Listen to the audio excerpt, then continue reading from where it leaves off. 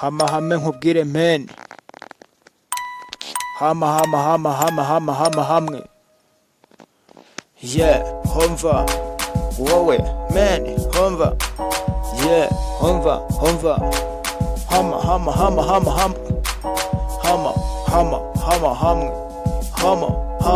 Hamahamwe.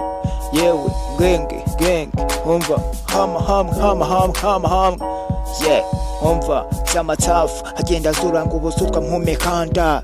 Twebwe tuje tubabwiriza inigemu zacu muri tacu kodi man. Humva ye beat ya rap nyarwanda tuyijemo tuvuga ngo tezamo zombi. Humva tafu gang Nyamirambo. Hey, come on. Yeah, baba tafu gang man. Humva baje bazana ubusutwa. Yeah, reka tubabwire byose. Humva twaje muri iyi game zacu. Humva njyewe ndababwiza ukuri. Yeah, mujye mumenya akantu kamwe G. Yo, uyu ni pacson steady.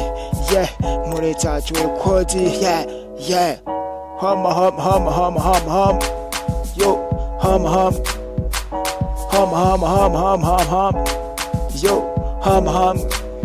Y'abatafu genge baje muri game ducuranga muzika dutezamo zombi tuzamura umurego muri rap nyarwanda batazishyira hasi bazikine kuri ama radio ariko hirya cyane mbona benshi cyane bazishyira hasi ariko ntacyo bidutwaye. Hamahamwe.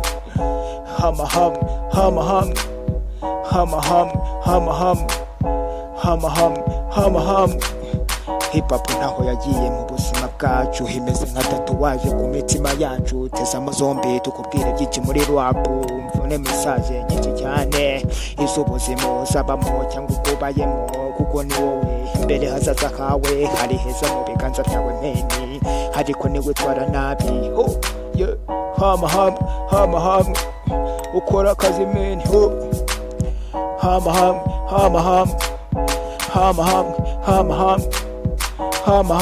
Hamahamwe pacson sete babwire. Yeah, touch record man. Touch y'amatafu genge hirya kino mpumekanda tugenda tuvuga byinshi muri touch record man. Dukupita rwapo ku mitima yacu ni nyinshi cyane yimeze muri game man. Humva bakubita babwire. Hamahamwe touch records.